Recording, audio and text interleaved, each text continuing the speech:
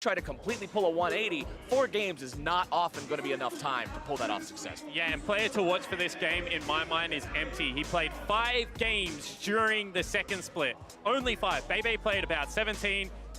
Other jungler, Raze played, I think, somewhere around the 20 mark, 24, somewhere around there. So I think that Empty is going to have a lot of pressure on him. There's a reason they're not playing Bebe. He's a little bit more aggressive. Empty will play the things like Skarner, the things like Gragas and Sejuani. And I want to just see whether the lineup of GRX can rally around him, because he's going against one of the best of all time in his role. Cannot understate that enough. Diamond Prox is a god of the jungle. I still remember watching back in Season 2, in the Moscow 5 days, when he was on the Shyvana, just completely showing everybody what counter jungling is and how to play this way of League of Legends that everyone hadn't really thought about too much yet. And we'll see if Gambit Esports can make the run here at Worlds. Like you said, their MSI run was cut short by the Flash Wolves. This time around, their destiny back in their own hands, going up against GRX here. The bans in the first phase are going to be Varus, Olaf, and Aatrox on the side of Gambit. GRX responding with Kai'Sa, Xayah, and Akali. And for the CIS region, Albus Nox Luna put them on the map. And since then, since 2016, they have been struggling to get back to what they think the limit of their potential is. For players like Kira, Diamond, Stayhos, and Edward, that's even more important, because watching your rivals do it would hurt. Oh, absolutely. You don't want to be the one left behind. You want to get out there and make your own statement, and what better way to make a statement than with the champion that you most often play for Diamond Prox, that is the Gragas. I mean, the other interesting thing, by the way, it is also the most played champion, well, tied for the most played champion, with PvP Stayhos. Yeah. That could go either top lane or jungle. 4 plays in the top lane in summer, 8 plays in the jungle. Gambit definitely got their value pick here. Well, before they bought Diamond Prox onto the lineup, Stayhos was actually Kira's jungler. And he was a really good Gragas player back then as well, so that doesn't surprise me at all. Picking up the Urgot for PK, big pick. This guy, during the gauntlet, the regional gauntlet to make it here, was popping off on the Urgot. He had some of the coolest ultimates, flashing over Raptor pit walls, getting 3-man fears. Really think it is one of the strong champions, and I mean, it's the best top laner on the patch right now, in my opinion. So very looking strong to see him try and take it. Well, it's also Alistar picked up on the side of GRX, and I'm talking about a lot of plays on Gragas for Gambit Esports. Well, GRX has 10 Alistar games on their support over the course of Summer Split, so he's definitely got plenty of experience on that champion. Gambit deciding they're going to grab their own AD carry in the bottom lane. We did see 3 different AD carry bans between the 2 teams in that first phase, so they want to make sure that pool doesn't get pitched any further, grabbing the Tristana as well as Ornn to go up against that Urgot. Yeah, and I mean, this draft so far makes a lot of sense, maybe with the exception of Tristana. Haven't seen a lot of Tristana, is a big hyper carry for Lodix, so see how well he is able to play that. I think picking up the Skarner, because of the fact that, you know, jungle already there for Gambit Esport, want to be able to mirror that so your newest player in Empty doesn't get pinched all that much. I think that both teams would be happy with where they're at right now. I get to cast the first Skarner at Worlds 2018. I am happy, man. GRX making sure they at least fulfill one commentator's dream, as Skarner's locked in as the jungler for them. Gambit getting the Ornn means that obviously the Gragas is going to be in the jungle, so that's the Skarner versus Gragas matchup. We'll see how the rest of the draft plays out now, as the Shen will be banned away by GRX. Gambit saying, hey, AD carry pool has already been hit pretty hard. You still don't have an AD carry. Let's hit it harder. Taking out the Ashe. And I wonder what Stitch has, you know, whether it is something like a Swain that can be picked up into that bottom lane, not something that we've seen all that much of. Obviously still have some physical damage that's going to be coming out of the Urgot in the top lane, so is the potential to play it a very hard lane bully. We've already mentioned the fact that Lucian seems to have a very high priority for some of these teams at Worlds, where I hadn't really seen it be played to all that much success. Ezreal Jhin, also a couple of picks that, you know, potentially if you start really digging down into the playbook, that you can start pulling up out of the bag if you have to. Scrounge in the bottom of the barrel, but hey, Vayne, a champion that did receive some recent buffs, cycling through a couple different AD carries now. Kalista. Now, Kalista Alistar is one of the deadliest bowling balls that you can throw in the bottom lane, but she's been out of the meta for a hot minute now. see if GRX actually wants to go with this one, and they will lock it in. And that's super interesting because Callista has historically been one of those champions that if you don't blow her up, she just takes over team fights. However, when you got things like Ornn, Gragas, whilst it's not guaranteed CC, if you start missing those ultimates, something's gone wrong throughout the course of the team fight. So as long as there is, you know, some kind of threat coming out of Kira, I think they should be able to deal with Stitch here. It's going to be a very early QSS that has to come out, and I think that, you know, an interesting pick, probably due to the fact of how far it's been pitched down. And you know, Alistar's hard enough to kill already. The ultimate obviously makes him very durable. The champion's a phenomenal initiator. But Callista is also notorious for just having the ability to save the support with the ultimate. And once you hit level 6, it'll be very hard to kill off Koala as the Thresh is locked in for Gambit. The response to that support, that playmaker in the bottom lane of the Alistar means they're going to grab a playmaker of their own, as mid lane is the last one to be locked in, and it will be the Malzahar for Kira. Yeah, and I mean, that does fit the wheelhouse of Kira. You know, big Rise player, but below that plays things like the Swain, things like the Galio, a lot of wave clear, a lot of control. He is a farming machine. This guy will put up ridiculous farming stats. And I think the fact that it also gives some lockdown for Diamond to be able to play around when that level 6 hits, you know, going to be certainly a lane that they can pressure Candy in, who was prone to make some brain fades. You know, flashing after LeBlanc clones, having a couple of really rough dives coming out in the regional qualifier for GRX. Someone that can be affected by pressure from what I have seen so far in this team's gameplay. Well, this game, I expect to see inventories fall victim to the Malzahar and Skarner tax. You've got suppression on both sides.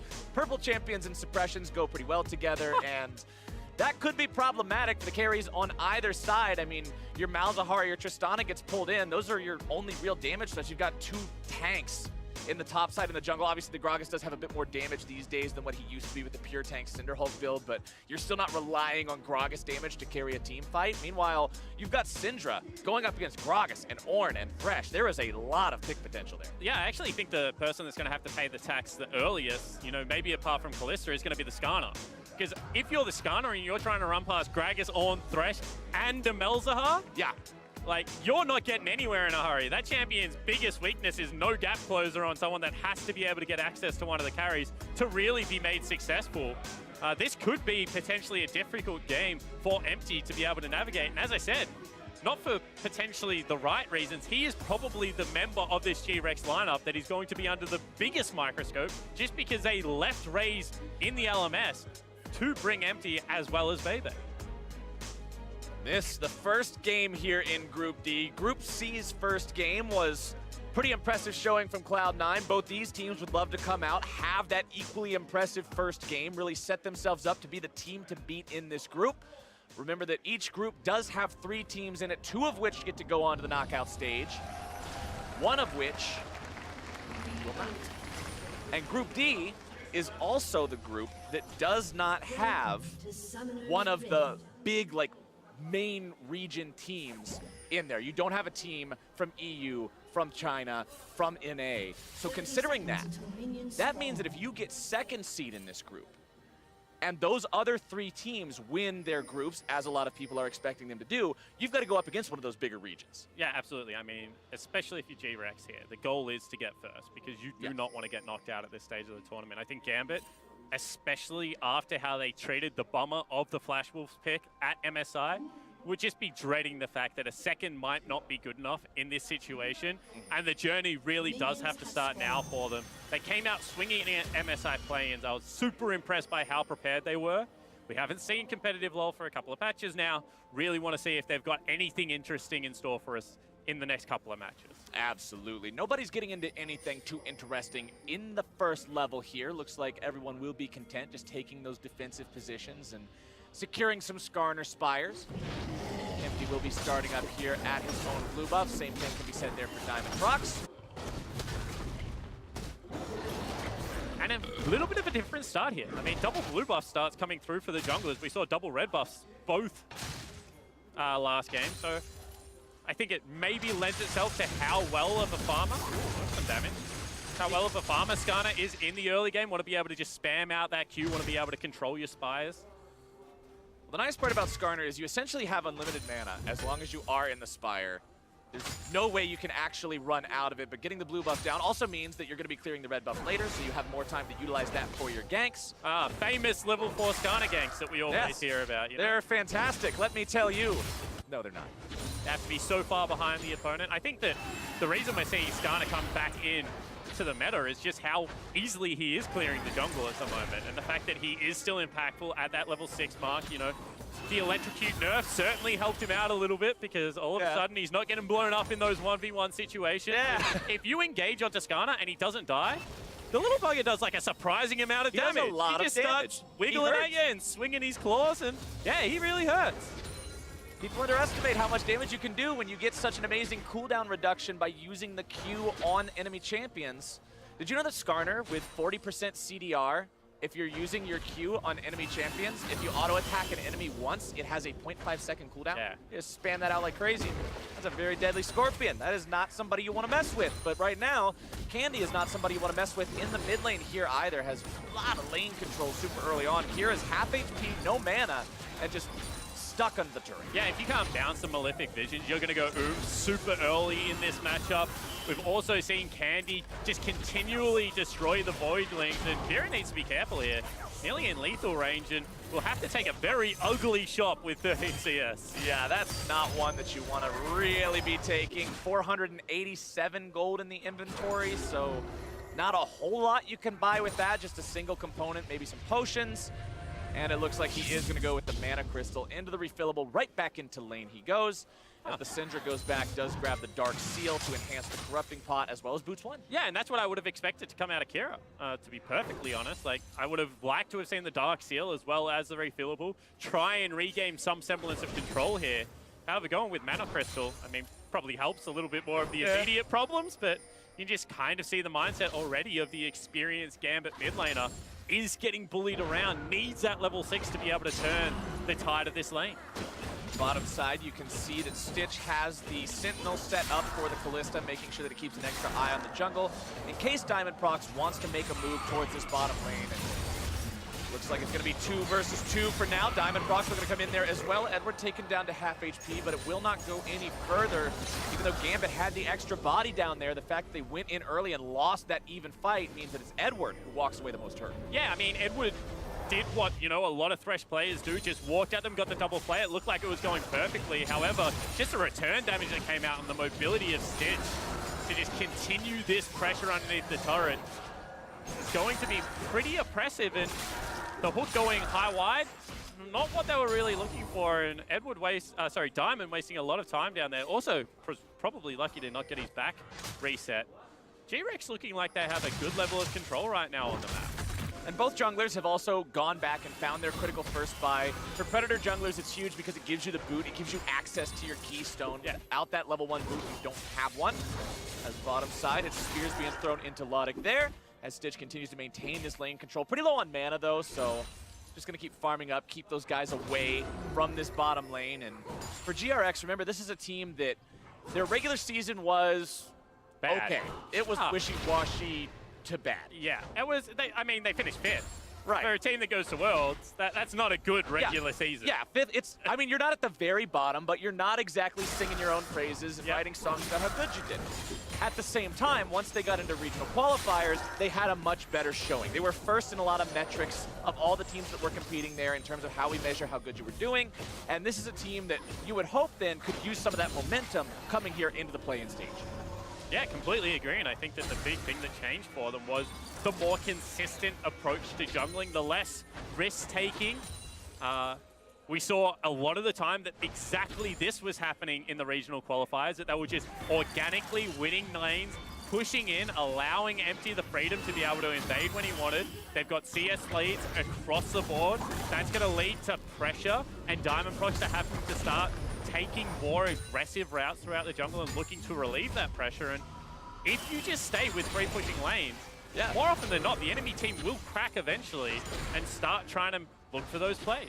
And I find it interesting that GRX is winning all 3 lanes right now in terms of looking at the farm and sort of where they've been, because Gambit is a team that has had Kira, Steos, and Logic all be the carry before. These guys all have big carry potential, but so far they're all losing their lanes, and to be able to shut down all three of those weapons early on like this is good for GRX. Yeah, it certainly is. In saying that, the tide should start turning. You know, all of a sudden you got access to Stehos's ultimate in the top lane. Kiro's got his as well. As soon as Diamond can join that party, as soon as you got the top side of the map with the level 6s, if Stehos gets any priority up there, he's going to be able to just walk mid lane and start pegging ultimates at Candy, who Syndra, not necessarily known for her high mobility. No, not really. Susceptible to some of these ganks. Has a little bit of trouble on that one as Diamond Prox shows up here into the bottom lane, wanting to set something up yet again. Remember, he did pay a visit here earlier, but it didn't work out too well. All solo laners and junglers have ultimates right now, ready to go. You'll see Empty set himself up there on his Spire, making sure they've got control over that one. Kira just going to knock the shield off of him there as the Sentinel will continue just maintaining control, vision over this bottom side of the river. Both teams, you can tell, want to make something happen down here, but it's sort of a game of chicken. Yeah, it certainly is. I mean, they're just continually looking to unlock Edward on this thresh. They need to start getting potentially some ganks rolling down here for this peak to really pay off. Historically, one of Edward's biggest champions. But I think Empty has really read this playbook. They know that they can't take down the Urgot top lane, so really there is only a play mid or bot, and he's just doing a very good job of hovering between these two lanes, and the control is certainly there. GRX recognizing how much control they have over the lane, and the fact that you've got the Kalista level 6. I talked about this a little bit during Champion Select, but this is so powerful because you can walk forward and check wards like that. Yeah. Just throw Alistar in front, have him smack the thing, and if he gets in trouble, whoop, you pull him out. No big deal. Yeah, it's certainly a very frustrating lane to play against, and I think that so far the navigation has been a bit risky. This could be an all-in. Okay, putting some good damage there down onto Steos, but Orange tanky enough to get himself out of that one. Remember, you're going to be executed if you fall below 25%, and Urgot can hit the ultimate. Candy finding a little bit of damage down onto Kira there, but Diamond Prox hovering around this one. Has popped the Predator. You can see Empty with a Predator of his own. Both these junglers looking to fight. Stun comes out. There's your pull as well. Empty dragging it back. More Chain CC going to be popped off. Damage going through. Diamond Prox getting himself away, but it's Koala with the Ignite and the Flash to secure the kill. That is such a cute play coming out of this Ghana right there. Able to read Diamond Prox again like a book. Diamond wanted to go bottom. All of a sudden, Empty's down there. Big pole. See if they can find the hook there, and there it is. That's the ability of Kalista to shut down playmaking. Yeah, it certainly is, and that's going to be a teleport expended into the bottom lane by Kira as well. Koala backing on a ward. He's going to have to get the heck out of dodge. But you've got to applaud Empty. He has been at every gank situation that Diamond is looking for. And at the top of the show, you know, Shocks, Marks, Raz, they were talking about the fact that this guy on your screen that's about to get picked up and killed is the catalyst for all of the plays. So if you're just able to track him around, if you're able to ensure that he is not having any major effect, it's going to go a long way to beating Gambit. And he did a really good job there, smiting the big chicken to get enough health to force both summoners out of the enemy support. Otherwise, he wouldn't have lived. But it still wasn't enough. Sometimes they just bring too many people to the party and there's no way to get away from it. It was a good move there from GRX, who are now 1,500 gold in the lead, despite only having the gold from a single First Blood plus assist under their belts. And that's because of the farm spawn. Look at this, 10 CS in the top lane. You've got about 10 CS in the jungle, 20 in mid and bottom lane. They're just out-laning their opponents. And I said to Raz, you know, I've watched GRX play. I actually have a little bit of a crush on the LMS as a region. I really enjoy how they go about League of Legends, always have. I just said, Raz, you need to start pointing out some positives of this team, because I'm a skeptic after watching them play in Split 2. And he said their individual players are still good enough. If they bring the game plan, they will start winning games, because individually, this is a team that can stand up. And I think that that's what we're seeing right now. Isolated laning phase, track Diamond around with the Skarner, and just accrue leads, and it's working a treat. Looks like Gambit have decided, all right, this isolated laning phase isn't working so much. Let's get the boys together. Let's have a party in the Drake Pit, grab ourselves that Infernal Dragon, get some more bonus damage stats, thanks to the whole team picking that one up. GRX will not be there in time to contest it, and that is free objective going the way of Gambit. Yeah, it certainly is. The one thing that no one really talks about with Infernal Drakes, they're only good if the game goes long enough.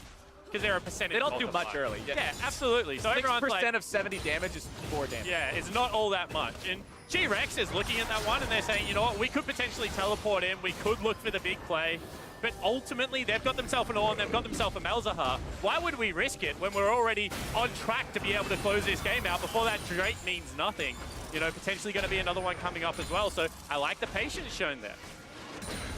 Candy will continue pushing up here in this mid lane as top side. It's PK just having no concern for this Ornn whatsoever. Steos decides to try to go in, try to flex those muscles a little bit, force out a fight. It ends up immediately turning right back on him as the 3-man invade from GRX, clearing out some vision, placing down some of their own. They want to make sure if there's a rotation, they're on top of it. They can see what's going on there. Diamond Proc still hanging around down towards this bottom lane, as this should be continued control over the area for GRX. Kira could be in some trouble here. Empty goes to the flash, into the pull, into the damage, into the ult, into the kill! And Empty sets up the second. That is just so well played. Immediate suppression, but the impressive thing is that Candy uses the ult first to get the orbs out for the follow-up stun. With 2 members, always going to be enough damage, and Kira just having a nightmare of an early game. Diamond about to join him. Diamond's going towards it. Not a place you want to be. He showed. He stepped out of the brush just for a second. I didn't know if that was a spectator thing or if that actually appeared, but either way, not a good situation for Must have seen like a eucalyptus leaf or something. He was There's yeah. some sort of tricky situation happening here. I don't want anything to do with this. Gets the hell out of town as PK just continues controlling things here on the top side. Has the Black Cleaver, which of course does a good job shredding the armor that Steos is trying to build. Is going for what appears to be the full-on Frozen Heart first and foremost. Shuts down some of the attack speed from the Urgot, from the Callista, and from the Skarner. Yeah, interesting, because normally when we see unskilled Spellbook picked up, we see maybe the more aggressive Iceborne Gauntlet coming out, potentially going to look to, you know, combo with Diamond Proc. So much CC, if you have a little bit of damage, you're going to be able to take the Urgot down, but certainly not what they're going for. And I think that now, Gambit are just like, okay, let's scale. You know, we're now a 3.5 item comp. We're going to try and slow the pace of the game down. We've got ourselves the Drake already. If we can just stretch this game, look for little objectives, look to just start picking up, you know, maybe a lane swap comes in, maybe you try and use that Tristana to push down a turret and just start opening up the map. You know, they can be happy. They're only 2,500 gold down, and they do have a very good late game carry. And this is a great chance to go back to what I talked about just for a second in Champion Select about how this is a team that uses the experience that they've got on themselves to staunch the bleeding when they're behind. 14.5 minutes into the game, we're pulling into mid-game now. And when you are down 2,000 gold come the mid-game, being able to make sure that doesn't balloon into 5,000, 6,000, 7,000 gold deficit is very important. And for Gambit, that's the goal. Make sure that they don't get further and further and further ahead. As once again, we're just watching Edwards sweep out some wards here in the bottom lane. Keep the vision out of your jungle, right? Make sure they can't comfortably move up and try to collapse on your rotations. Well, the disaster zone right now would be if there is a teleport play into the bottom lane, you know, they take another 2 kills. They start pushing down your turrets. They open up the map. This 2,000 gold becomes a 5,000 gold lead. Then all of a sudden this game is beyond repair. So they do have to take the slow approach. They just need to stem that bleeding. They need to point the Ornn damage abilities towards the creep wave so it actually does some damage on them. That would be great. As Kira again. Oh, you could be in some trouble. They pop the shield. Not able to find the slow after, but PK with the rotation. Really nice roam out of the top lane. You know, I thought it was going to be Stayhouse looking for those, but instead it's going to be PK with all of the priority. And we just keep going back to it. Kira burning splash. That means the next gank is going to be more successful. Steos in some trouble here. Steos trying to get away from this Urgot. Doesn't want anything to do with this one any longer. Empty wanted to chase after him, but without the flash available to go over the wall and follow the blast cone, that is not going to be a kill here today, but it is control over the area. And you just talked about lane priority. Let's talk about river priority. Let's talk about Rift Heralds, because that's what GRX is talking about right now. Yeah, and I think that the reason that GRX are bringing up their bottom lane, they're trying to open up the map. They know that the scaling is going to be there. So this time they're confident. They've got their first couple of items. Koala in some trouble. Oh, it's going to be a big team fight, though. Koala going in, looking to start things off. Damage already coming down. Edward exploded. Diamond Prox now tanking up everyone. Has to flash himself out of that one to stay alive. GRX goes 1 for 0 in the fight. You can't pour your damage into Alistar. Yeah, exactly right. I mean, I thought he was going to be picked off there. I thought, you know, potentially just grabbed by Kira, a ward goes into the brush, but instead they base check the Alistar, 4-man pole, and top lane now, they're going to be able to take the turret. Steos heals to get away, but that's not really what you're looking for. Can't heal the turret. That thing's going down. That's a pile of rubble. GRX are going to grab themselves not only the kill they already got, they're going to grab themselves first turret of the game. They've got 3,500 gold lead. They've got Rift Herald on their jungler. Things are coming up GRX time and time and time again because of plays like this. Yeah, and you know, I was like, okay, ward over the brush. They're just going to grab him and he's going to go down. But that's not what happened at all. 4-man pulverize as he flashes forward. Decisive play. The Rift Herald's already dead. Gambit, what are you fighting for? This is one of those games where we said, staunch the bleeding. Don't give anything back to them. They go for the risky play. They go for the contest. Now Rift Herald first turret, all of it is gone. And GRX are just like, yeah, this is where the game should be. We're now very confident. Sound the Oran Horn. Looking to go after Stitch here. Nice flash. Got himself away from that one as Koala's going to run interference. Looking to keep him out of the way yet again. Stitch has the fancy feet. He gets himself out of the way yet again. Edward's going to be thrown backwards. He's looking to grab the kill onto him. PK makes it happen. Still going to be on the front line there with the Uragot. Suppression goes down to the Candy behind enemy lines. But now Kira, you're alone, man. This is not the place to be. Candy cashes in, and GRX 2 more kills. And time again, Gambit are like, this is the play that we're looking for, and they realize halfway through it certainly is not. GRX punishing them for sticking their hand in the cookie jar. And you can just see how confident this lineup is right now. They did the hard yards at the start of the game. Now all of it is paying off, and they've got leads everywhere. Another one just popped up in the bottom lane as Shelly used herself as a human, well, Void Thing Wrecking Ball to take that one down. PK moving up through the enemy jungle, no concern whatsoever for what's going on right here. Steos trying to get himself away, but Empty decides they're going to bring Diamond Prox right back into the rest of the boys. Candy barely escaping from that one, accidentally taking the turret aggro, as Lodic does manage to pick up the kill onto Stitch in the jungle in the meantime, but that is still 19 minutes into this game almost before Gambit get their first kill. And GRX just continually roll with that momentum, you know, they speed the game up, they say, you want to go aggressive, we can certainly fight fire with fire. You use so much in that bottom lane assault. We're going to rotate it from bottom to mid lane. They take down all 3 outers. And you know, this is just Koala playing on the edge of aggression. He just walks forward time and time again. They're like, they're not going to dive the double tanks. Well, unfortunately, that is exactly what they plan to do. Stitch cheats, goes the wrong way through the jungle. They're the kind of mistakes that later on in this tournament may punish GRX, but in this game right now, they just look like in such firm control. 5,500 gold in 19 minutes is one hell of a lead, my friend. That is not something that you're just going to have to barely consider. I mean, for the side of Gambit, we're past the point of staunching bleeding. We're in full-on recovery. This team has got to find some way to turtle up and make it so they can force some more mistakes out of GRX, because you can't fight this squad in open ground right now. They're so far ahead. Look at the itemization. Adaptive Helm, Black Cleaver in the top lane. Righteous Glory almost done for Skarner. Luden's Echo completed there in the mid lane for Candy, working on that next item with the Blasting Wand. Rage Blade plus Bork for Stitch means what you were talking about. If that CC is not dialed in, your whole team's going to look like pin cushions. Yeah, absolutely. And I think that, you know, the ability to just kite this lineup out, they are the one and done, you know.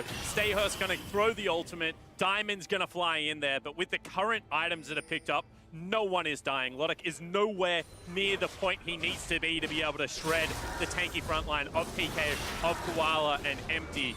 So really now you're looking at what cheeky vision can we get out? Yeah. How do we see when they go for that Baron play? How do we punish the neutral objectives while trying to get side lane farm onto the carries that need to be there in the late game? Wouldn't it be surprised to see Kira fall even further behind and Lodic start taking his farm?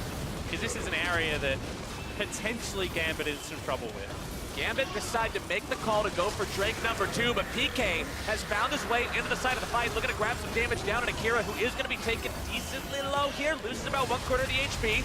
Koala goes in, play to stop the charge. Empty goes over the wall, still going to make some kind of a play here. Gambit still could turn this one around. The Oran Horde comes through as Koala will be saved by the ultimate from the Kalista. GRX lose the Drake and they lose their top laner. Those are the kind of mistakes that Gambit needs to punish, and they find them. Yeah, the easiest way to win a fight when you're 5,000 gold behind is if they don't bring everyone on their team to that fight. And you can see right there the Candy was absolutely nowhere near it. And I think that, you know, that's an overextension. That is a play that Gambit can look to continually punish. What could be on here? No, go for it. No, just getting himself out. Yeah, that last play, I mean, the enemy team's in the Drake pit, you're far ahead. PK's like, all right, we're going in, we got him. But it doesn't quite work out. Yeah, and unfortunately, Kira does no damage. He doesn't even get through the shield of the Urgot there. But this is the overextension, you know. Without flashes available, you're not going to be able to get onto the back line. They funnel into this choke. Lodik right now is just free hitting. And if this had been slightly further to the right, you know, that's potential to catch Stitch, to be able to get onto Empty. And that team fight could have actually been worse for the GRX lineup, so have to kind of count how lucky they were on the back end of that. Want to comment again on the itemization here, because Candy's finished item number 2, but it's not what you typically see. It is a Void Staff, which, remember, the changes to MR itemization that happened not recently at this point, but the most recent ones is, oh, just delete him right out of the game, why don't you? Empty, grabbing himself kill number 3 this game, but Candy wants to make sure that even if he's having to put damage into the guys on the front line like Steos or Edward, it punches through. And when you've got damage like that, it's going to punch through. It certainly is, and now all of a sudden Steos in the bottom lane going to try and save this turret. I don't think it's going to work. No. I think that too many times we've seen Gambit look for opportunistic plays that are just going nowhere, and this is going to be an interesting fight. The bonk noises as he does 50 HP damage to Urgot every time were thematically appropriate there, as PK now has to find a way out of this one because backup is coming. Even if Steos doesn't have the ability to take this Urgot down very effectively, Lodik does. Horn gets sounded. There's the part that they need, that second hit connect, as PK is going to be taken down. Kill number 2 over the 80 carry of Gambit. But GRX has decided they're going to go for the Baron. Remember, they are in a 4v5 if this fight breaks down all the way. Empty's in some trouble, going to be knocked back into the rest of the team. Kira's going to suppress him further. Even so now, as Edward tries to go forward, he's going to be CC'd, brought down. Skarner pull, make sure that one stays into the back line. Koala absorbing the damage from the enemy carry. The resets come in. Lodik goes forward. It's shut down for Kira. Empty's going to be targeted next. Lodik looking to grab the damage onto Candy, not looking to wait. Does the flash, finds the double kill for his mid laner. And Gambit Esports have found their fight. And GRX thought they had the Baron, but they did not consider the 2 teleports. Both Lodik as well as Stehos able to make it to the fight. Now pressure is on Empty to be able to steal away this Baron. I like what Lodik did there. Hop over the wall, pop the plant, go right back. PK's alive though. Wants to come in and keep them off this Baron. Health bars are low, mana bars are low, but there's still tools to be used here for Gambit. Can they manage to make this happen? Steos, good job using the stasis there to keep himself away from the Urgot ultimate. PK likely going to be taken down here, 1 versus 5. Not really a number you want to find yourself in too often, but he buys enough time to keep Baron away from Gambit. He did his job. Yeah, absolutely, and they maintain the 5,000 gold lead. So whilst you make the monumental error of, you know, starting up the objective whilst the teleports are available and getting cleaned up in the team fight, this was very nicely played by Diamond Prox. That is a perfect cast. Edward unfortunately missing the hook meant that the ultimate had to be used onto Empty, but still the aggression out of the veteran players, you know, Stehos getting onto the back line with 3 members putting damage into him. That's not where GRX wants to be at this stage of the game with fights. And the target prioritization was also just really nice. You know, you're not going to be able to kill Empty. Let that guy go. Focus on the mid laner. And the kills went where they needed to. Now you've got a 3-0-3 Tristana. Now you've got a couple of kills onto Kira. And the game looks a little bit more doable now. The game looks playable now from the side of Gambit, where previously it was looking like all right, everybody just sit under turrets, hope that they mess up. It's still a pretty big gold lead. I mean, I'm not going to try to lie about that one. It's 4,000 gold down 26 minutes. You're still on the back foot. But when you show that you can fight like that, and when your opponents, equally importantly, show that they will put themselves in compromisable positions, If Gambit can keep collapsing on that, if Gambit can keep playing to their experience, keep a cool head, and wait for those punish opportunities, they can still win this game. Yeah, and the only person they need to actually have gold is Lotte. As long as he can shred through the lineup, they're in a situation where they can win teamfights because it is not the best tank shredding lineup on the GRX team. Kalista historically has struggled against tanks unless the fight goes for a very long time. Syndra sucks against tanks. You know, she wants to be assassinating squishies, so Lotte is the member that they need to be able to keep safe and need to be able to get gold into. At the same time, PK does have that Urgot ultimate, which is sort of like a Cho'Gath ultimate, and that if you are going to fight front to back, it's good for blasting the biggest meatball on the enemy team in Stayhost and trying to get rid of him a little bit faster. GRX will need to do something with this gold lead, though, before we do scale to the point of a 6-item Tristana. 2.5 already complete for Lodic. Let's see how this fight breaks out. Ornhorn not going to find a whole lot of success just yet. Onto the front line they go. Skarner suppression going to pull Stayhost away. Goes into the Gargoyle Stone Plate, going to take the Lantern now, looking to get himself out. Koala over the wall, able to find something, able to find some control as PK puts him in the grinder. And we're off to the races as GRX finds 2. And another confusing decision coming out from Gambit. It looked like they had just regained some semblance of control. You know, they had teleport advantage on Kira, but instead they choose to group up one more time. They give over 2 kills, and now Baron is the objective. GRX Baron, second time's the charm, or is it? Gambit still have 3 members to try to stop this one with. Koala could be in some trouble, is going to be taken low, does not have Alistar ultimate. Lodic goes on a rampage, taking him down. Diamond over the wall, are you the hero of the day? He goes in early, it's going to be secured by Kalista. Lodic wants to find the kill, grabs one onto Candy, still looking to finish off even more. Stitch grabbing the damage down now onto him. Kira's already shut down as Empty grabs that shutdown onto Lodic as well.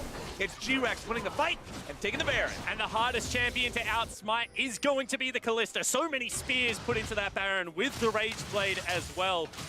You know, interesting decision to go for the steal and not just the fight. If Diamond had have regrouped with the team, could have been different, but this is the questionable situation that started it all off. You know, they throw the ultimate at Stitch, the only flashless member of the lineup with his support, but they're just not able to get anywhere near him. And as you mentioned, even though Stayos is tanky, that execute damage that comes through underneath 25% rips him back in. PK gets a very nice spear here and continues the chase. There's a reason Urgot is so powerful in the current meta, and it just plays like that. And here you go, Gambit jumping in, trying to make something happen at Baron. Yeah, you get the support. Well, this is a confusing bit. Is Diamond goes over and looks for the steal. Versus Kalista.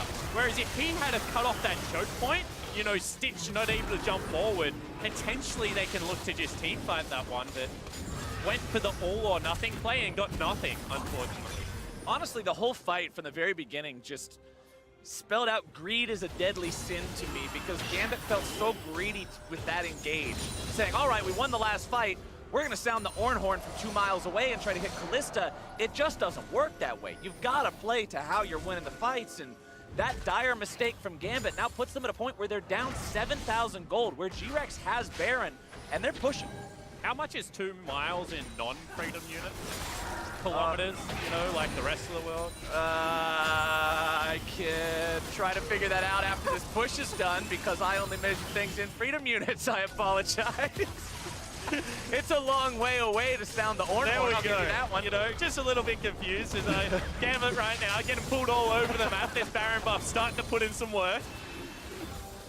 All right, Gambit have got their work cut out for them, man. It is hard to defend against a lead this big, against a Baron buff on multiple enemy members.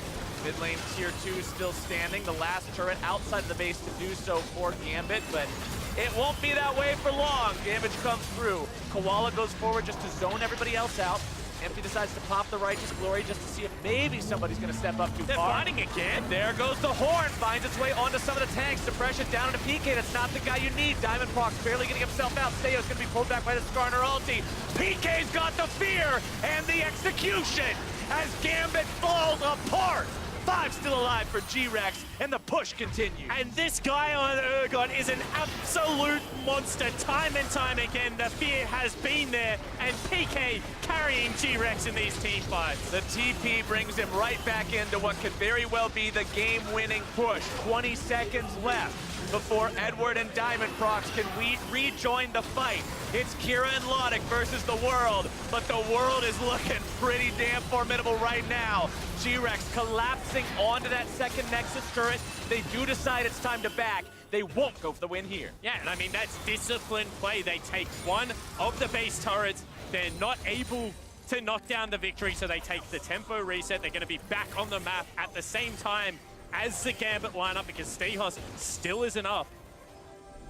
And this team fighting is so confusing from Gambit. You know, the base isn't broken yet. You still have scaling through the Tristana, but they move forward. And you can see how devastating Koala has been on this Alistar. Couple it with the fact that PK is willing to burn the flash aggressively, gets the 3-4-man fear, and they just don't do enough damage to the front line at this stage of the game. These long-range Ornn ultimates aren't doing it. They aren't finding it. I looked it up, by the way. 2 miles is 3.2 kilometers. There we go. It's a long way. For all of you who are not watching from America, you get a better idea of what I'm talking about now.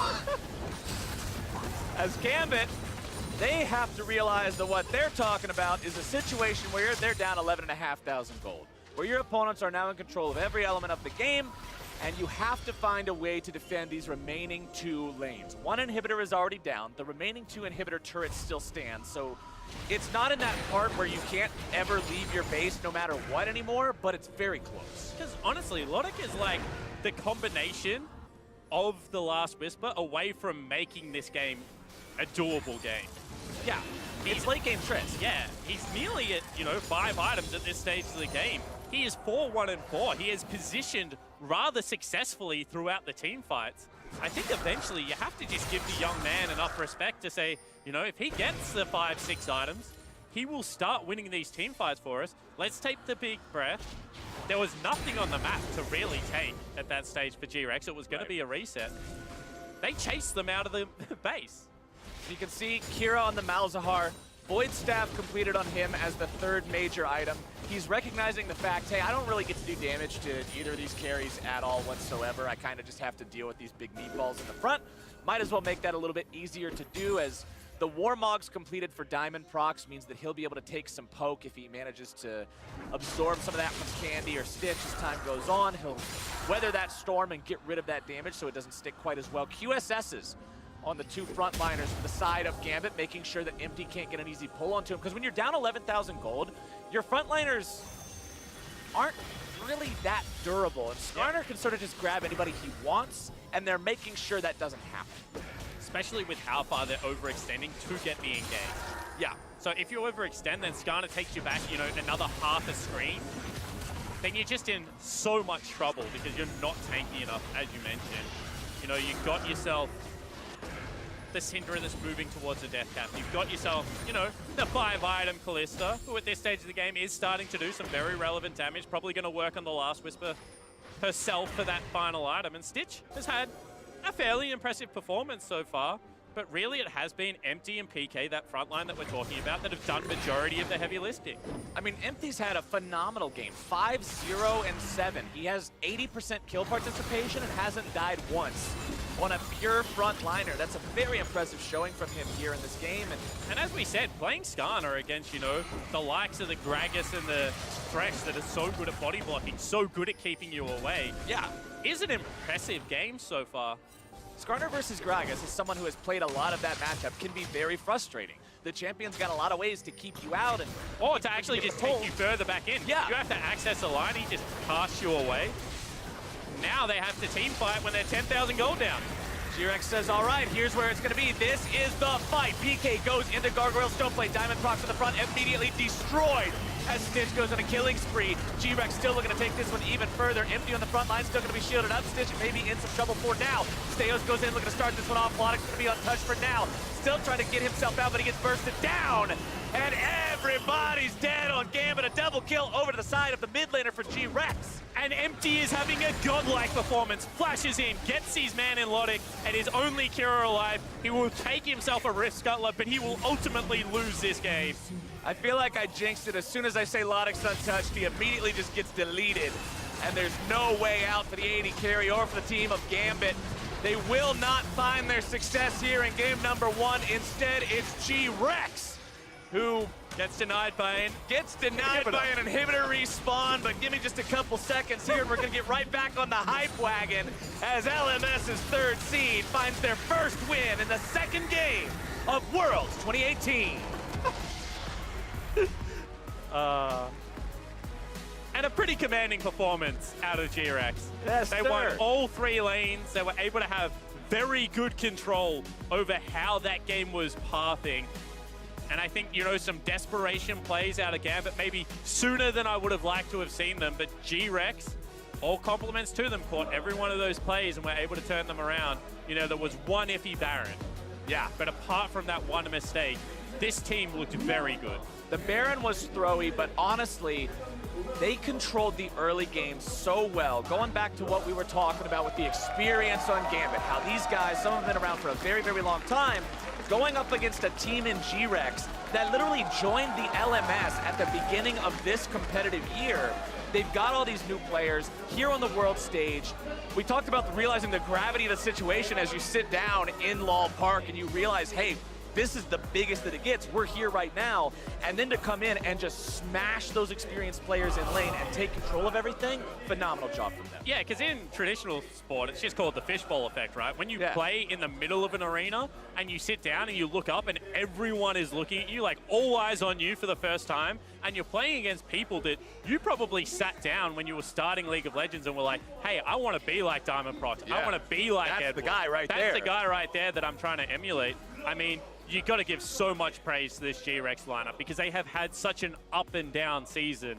To be able to come to the first game of Worlds against probably your biggest opponent in this group and have such a statement early game is very impressive. And momentum, when you've only got 4 games to play in groups, can take you a long way. GRX has to be feeling good about that one. And for more on the game, let's hear from our friends at the analyst desk. Thank you very much, guys. Now, as far as surprises go and not really knowing what to expect from each team, I think we booked our first big surprise, at least for me. I did not know what to expect exactly from GRX, and the fact that they play so confidently, play so strong in this early game, caught me off guard. Yeah, so dominating just based off that mid lane pressure from Candy. So already what we're seeing from GRX, really dominating and good pressure from Empty. I thought they really had it down packed. Yeah, I agree, and that's why I just straight off the bat want to announce our MasterCard player of the game in Empty. He really was the catalyst for so much of that dominant early game. Right, you have 3 winning lanes. You're really just looking to track the enemy jungler, and that's exactly what he did. He stopped a bunch of potential aggression on the bot side, finds Diamond here to set up for the rest of his team, and you know they are working well together. Koala flashing in for the Ignite to find that kill, but all this is keying off Empty and turning that into the mid lane as well. So once they are able to find a bunch of kills from him, they start grabbing all the turrets, and the early game lead they built was completely off his back. Exactly. The only mark that I had for him is that he wasn't in the enemy jungle for the Raptors when it first spawned because Candy was doing so good of a job in the early game and the mid game. Level 6 pings, those made repeatedly. The cap was paying off, and so the mid lane pressure was a reason why the catalyst is moving forward. So mid lane pressure. I like for GRX that they kind of went off what they've shown in the Gauntlet. In the regular season in the LMS, they weren't doing too hot in the early game. They weren't really an early game team to be reckoned with. But in the Gauntlet, they completely turned that around. They had the most kills in that at 15 minutes. They had the highest goal difference at 15 out of anyone in the LMS Gauntlet. And I love that that is what they chose to do because I think it's really valuable in the best of 1 scenarios in play-ins. Yeah, value your laners. We're seeing a lot more Candy. The reason why Candy's coming in, no Wuji to be seen, is because he's that talented. So that being said, bottom lane meta is coming back. So now Stitch is back in action. And PK as a player, this is what I love because spring split, summer split, split pushing top laner. But then he's really needed to join the team a little bit more, roaming from the top lane to the mid lane. That's how they got the flash on to Malzahar earlier on. So PK is a standout performer. Yeah, and just talking about some of the bot lane stuff in particular, there was a ton of AD carry and support bans in the bot side that kind of forced this Kalista and Thresh to come out.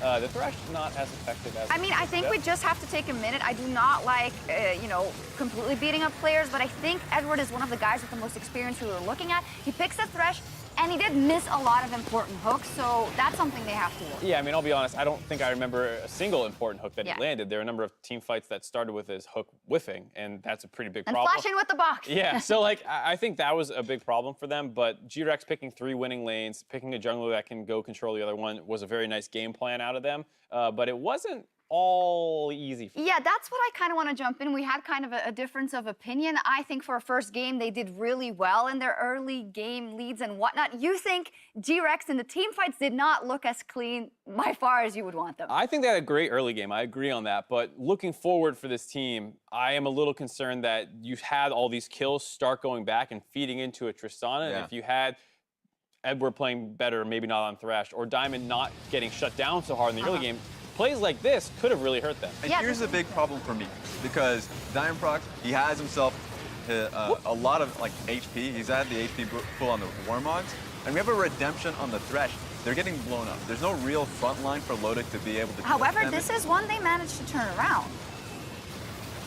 Right, and I think this is why I was worried, because Yeah. Lodic starts getting really large here, and to Raz's point, the problem was they never had the tools around the Tristana. There was no Night's Vows going on to him. There was no resist being built, so the Syndra always had a target. Yeah, that was my issue ultimately. These are longer fights that you have to play through. The fact that Lodic wasn't given the space to perform here was a major turn. Now, that being said, good indicator for the next game is that you can play around bot side a little bit more heavily. These early game mistakes are something you can kind of deal with the draft, but maybe try to focus on the team fights, because that was messing up GRX. So Shane, for GRX, it was messing them up. Do you think this is a positive sign for Gambit that they were able to fight back? Well, unfortunately, they were in a major goal deficit, but did you see positive and hopeful signs in their team fighting later in the game? Yeah, team fights are strong. So ultimately, the big point is take those team fights. I want to see a tankier build out of the Thresh. Redemption is not the go-to. Zeke's is a really good point. Nice Vows, you've already mentioned. So they have frontline that can move up. I can understand why Gragas didn't have it, because he just was that far behind in the game.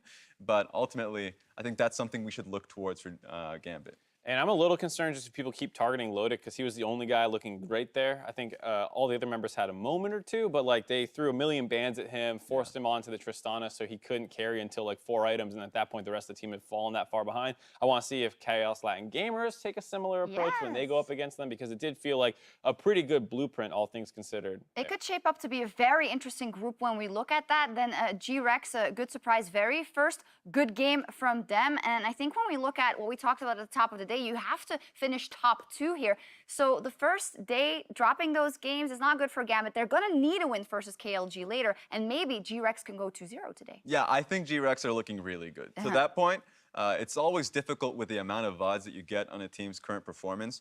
Running with empty, we didn't get that much of a chance to see them. I think the last series that we saw was very impressive. So just based off that alone, I think that LMS is actually fielding their second best team, much like Cloud9, in their play-in stage. So that's something we should track a little bit more to see if the team fighting can get better and if they can learn going forward, if they can get past this into the best of 5. Promising signs. I mean, for the LMS, as said already, it's always about those teams coming in behind the Flash Wolves to make their mark, because that's what we always talk about, and they've definitely made their mark in game 1. Yeah, it's always been a criticism of them, and it was really played into last year when they failed to make it out of the play-in. So I think for the side here for GRX, they're really hungry to not be that, you know, third place LMS team who comes up short again. And with that fantastic logo, I mean, wonderful that they picked up their I want to first see more win. of it. Yeah, we want to see more of it. Now we're going to take a quick